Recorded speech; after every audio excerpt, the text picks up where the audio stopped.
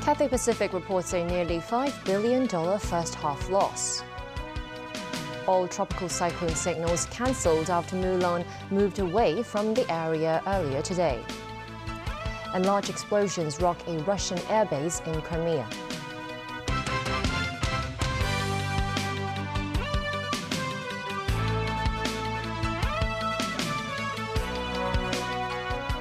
Good evening and welcome to TVB News. Cathay Pacific Airways today reported a nearly $5 billion first-half loss, but it signalled a stronger second-half outlook. The city's flagship carrier also promised to increase its passenger capacity by the end of this year. Cathay Pacific Airways today announced its loss in the first half of 2022 narrowed from $7.5 billion a year earlier to $5 billion. The airline is confident the second half results will improve. It also aims to hire more than 4,000 staff members to meet its operational needs over the next 18 to 24 months as the travel industry rebounds. Among the new recruits will be 700 pilots and 2,000 aircrew members. In the short term, however, it is quite clear that Hong Kong has fallen far behind other international aviation hubs, and that our regional competitors have recovered much faster from the disruptions caused by the global pandemic. The airline's profit is lagging behind competitors such as Singapore Airlines, which reported a net profit of more than $3 billion in the latest quarter. A finance academic said the two airlines are facing different situations. Maybe some of the business, already switched to Singapore Airlines because the Hong Kong, we don't provide a sufficient flight. When the flight in Hong Kong resumed, I think that the business will come back. But the point is, normally the Southeast Asia, the quarantine control will be relaxed than in Hong Kong, than in mainland China.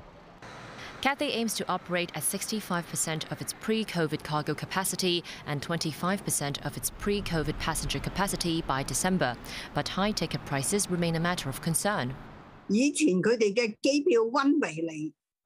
Teresa Liu of the Hong Kong Manpower Agencies noted a ticket from Indonesia to the city used to cost about $1,000. She said employers have to pay 4 times the price now to fly foreign domestic helpers to town.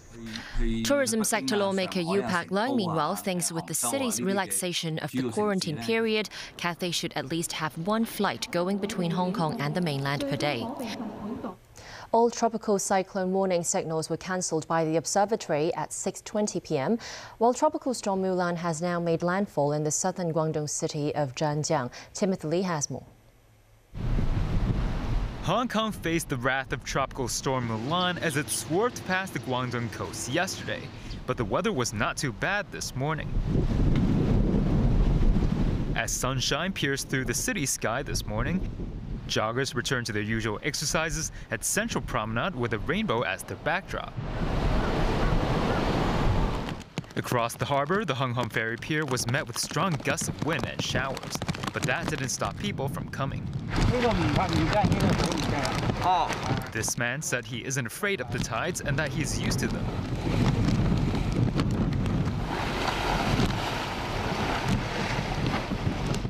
Residents of Lei Yu Mun, a hotspot for flooding, prepared for the worst with floodgates and sandbags. But residents only reported light flooding the night before. This resident said the storm was surprisingly calm, saying that the water used to reach their calves. The daily activities of Lei Yu Mun residents were not affected much, with locals returning to work and school this morning.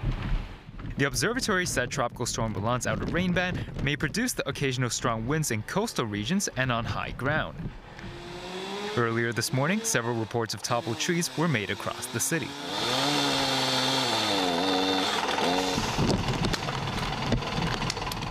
In Taiwan, a downed tree crushed a school bus. No injuries were reported. The Eastern District's Hung Fa Chun saw another fallen tree blocking a car lane, with firefighters deployed to the scene to remove the blockage. Timothy Lee, TVB News. In Macau, Typhoon Signal number 3 remains in effect. Macau's Meteorological and Geophysical Bureau predicts the storm will continue into this evening.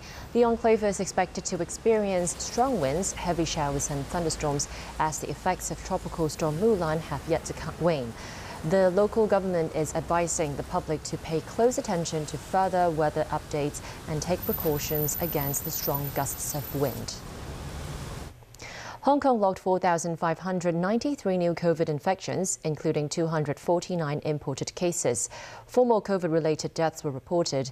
Meanwhile, foreign domestic helpers flying into Hong Kong from Friday onwards can stay at any licensed hotels or guest houses to complete 4 days of self-health monitoring after staying at designated quarantine hotels for 3 days. As for COVID infections, 5 residential care homes reported positive cases, and the close contacts of the patients have been sent to quarantine. More than 270 COVID infections were reported across 214 schools. Certain classes in 4 schools will have to suspend in-person classes for a week. And 4 staff members from the Hong Kong Children's Hospital have come down with the virus.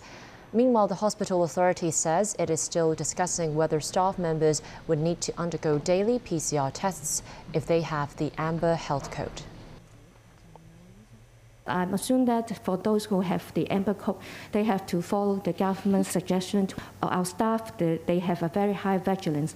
If they have any symptoms or even feel a little bit unwell, we strongly advise them to have the PCR test extra on top of the existing enhanced surveillance test. The mainland logged 952 new COVID cases today. The pandemic continues to plague Hainan province as the island reported 570 new infections. Over the course of 9 days, the number of cases there has jumped to 2,400. Meanwhile, Xinjiang reported 122 asymptomatic cases, a decrease from yesterday's tally. The infections are centered in the region's capital, Urumqi, which has implemented a 5-day static management to curb the spread of the virus. Tibet saw 28 new infections, with health officials in Lhasa announcing the BA.2.76 strain as the cause of the current outbreak. And Guangdong logged 46 cases, with cases reported in Zhanjiang, Zhuhai and Guangzhou. The People's Liberation Army's Eastern Theater Command announced today it had ended military drills near Taiwan, but stressed it would continue with military preparations. The news came as Beijing issued a white paper on Taiwan. The State Council's Taiwan Affairs Office and Information Office published the document entitled The Taiwan Question and China's Reunification in the New Era. The white paper reiterated that Taiwan is a part of China, adding, never before has China been so confident in and capable of achieving national reunification. It says Beijing seeks peaceful unification with Taiwan, but there is no pledge to rule out the use of military force. Mainland expert Zhao Jianming noted the paper is not directly about the recent military drills, but offers a solution ahead of the 20th National Congress of the Communist Party of China later this year. Meanwhile, Chief Executive John Lee says he supports the white paper. Overseas, explosions rocked a Russian airbase in Crimea, with Moscow saying munitions had blown up there. But social media was electrified in Ukraine, with many speculating the Seki base had been hit by Ukrainian long-range missile fire. Matthew Bray reports. Thick black smoke rises in the distance from the video taken in the village of Novofedorivka in annexed Crimea. Local witnesses said they heard 3 loud explosions from the Saki airbase. This man said it was quiet, then an intense clap. The house shook, the windows blew out, then we managed to grab some belongings and get out. Affected residents were moved to a hostel in Saki where they were provided with meals and water. Russia was adamant, saying aviation ammunition stores had detonated, adding there was only a violation of fire safety requirements. Crimea's health department said 1 civilian had died and 8 were injured. A 5-mile exclusion zone was in place around the base. The governor of Crimea, Sergei Aksionov, turned up later, saying it was too early to tell what had caused the explosions. Ukraine has not made any definitive statements about the blasts, but a presidential advisor, Oleksiy Arestovich, said the blasts were caused by a long-range weapon or were the work of partisans in Crimea. If it was from Ukraine, it marks an escalation, the first major attack on a Russian military site in the Crimea, annexed in 2014. The Saki base has been used by Russia to attack sites in the south of Ukraine on short notice. Moscow has warned it could attack Kyiv. Ukraine President Volodymyr Zelensky said the war started in Crimea and will end with its liberation. Residents of Mykolaiv, meanwhile, emerged from a 54-hour curfew to queue for water and food in an area that has been subjected to almost daily bombing since Russia began its invasion. Many people are internally displaced from villages and are seeking shelter in the city itself. More than 130 people have died in Mykolaiv so far, and over 600 injured since hostilities erupted. Russian state oil pipeline operator Transneft has stopped shipments through the southern branch of its Druzhba pipeline to some European countries. The company cited complications due to European Union sanctions, saying its payment for oil transit to Ukraine's pipeline operator was refused. The Russian bank that handles the payment said the money was returned because of EU restrictions. The southern part of the pipeline affects several countries, including the Czech Republic, Slovakia and Hungary. The northern leg of the pipeline, which runs through Belarus to Poland and Germany, is so far unaffected. The EU agreed in May to embargo most Russian oil imports, but allowed temporary shipments to landlocked countries in Central Europe. Observers believe the next few days will show whether it is just a payment issue or an escalation by Russia of the energy war. U.S. President Joe Biden has formally welcomed Finland and Sweden into the North Atlantic Treaty Organization at a ratification signing in Washington. Biden signed the instruments of ratification that delivered Washington's formal backing of the Nordic pair joining the defense pact. Finland and Sweden both sought to join NATO after Russia invaded Ukraine. Both were militarily non-aligned nations prior to their applications. So far, more than half of NATO members have ratified their membership in just 3 months. U.S. officials consider the two countries net security providers, strengthening NATO's position in the Baltics. Still to come on tonight's news, JUPA's results out today. Japanese Prime Minister Fumio Kishida reshuffles his cabinet.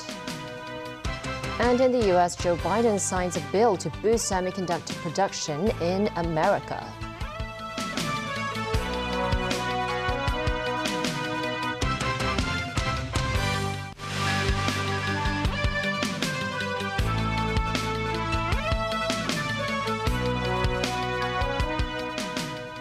Welcome back to TVB News. Results of the Joint University Programs Admissions System, or JUPAS, were released today. Some 40% of applicants received offers from the 9 JUPAS participating institutions of higher learning. Christy Kant reports. Around 39,000 students were vying for an offer from local universities this year. It was a record low number of applicants in 10 years. According to statistics provided by JUPAS, some 15,000 applicants secured an offer this year. The Chinese University of Hong Kong has accepted 6 out of the 8 top scores in this year's Hong Kong Diploma of Secondary Education examination. 5 of them will be admitted to the medical school, while the other will enroll in the quantitative finance program. The university this year has accepted more than 3,100 students to the undergraduate programs. As for the University of Hong Kong, 16 students who achieved high scores in HKDSE have been offered admission to the institution as President Scholars. They will be awarded a $100,000 scholarship each. Meanwhile, the Hong Kong University of Science and Technology has offered admission to undergraduate programs to around 1,800 HKDSE takers. For those students who don't receive any admission offer in the current round of the admission process, there will be another chance later this month. They can check their clearing round offer results from August 29th. Christy Khan, TVB News. 3 former chairpersons of the Liberal Party have quit the organization. James Tian, Selina Chow, and Mariam Lau are all former long-serving lawmakers. The Liberal Party says it has received the trio's notice to leave the political group. Party leader Tommy Chung says the party deeply regrets the development and is trying to ask them to stay. The 3 were all honorary chairpersons of the party after relinquishing the group's chairmanship. Japanese Prime Minister Fumio Kishida reshuffled his cabinet on Wednesday. That was in an apparent bid to distance his administration from the conservative Unification Church over its ties to the assassinated leader Shinzo Abe and senior ruling party members. The reshuffle was the second in just 10 months since Kishida took office following the July election victory. His administration had been expected to ensure long-term stability until 2025. But Abe's shocking assassination on July 8th and its impact on politics increased uncertainty as public support for Kishida's cabinet plunged. Kishida told reporters Tuesday that a strict review of candidates' ties to the church would be a prerequisite in the new lineup of cabinet officials and Liberal Democratic Party executives. The top South Korean and Chinese diplomats pledged Tuesday to develop closer relations and maintain stable industrial supply chains. This came at a time of deepening rivalry between Beijing and Washington. Foreign Ministers Wang Yi and Park Jin met in the eastern Chinese city of Qingdao. According to Xinhua news agency, they had an in-depth exchange of views over South Korea's deployment of the U.S. Terminal High Altitude Area Defense System, or THAAD. Both expressed hope that the issue wouldn't become a stumbling block in relations. Bilateral ties took a significant hit in 2017 when South Korea installed its first THAAD battery. Seoul has stated its desire to install more U.S. anti-missile systems to cope with growing North Korean threats. But Beijing insists such systems could be reconfigured to peep into its territory. U.S. President Joe Biden has signed a $280 billion bipartisan bill to boost semiconductor production in America. That includes over $52 billion in subsidies to shore up American semiconductor production and research. At a press conference, Biden said the future is going to be made in America. He called the measure a once-in-a-generation investment in America itself. The legislation aims to alleviate a persistent chip shortage that has affected everything from cars, weapons, washing machines to video games.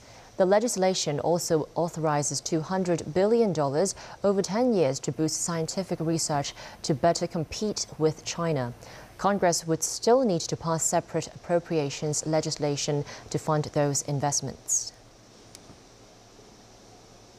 And that's the news. Thanks for watching.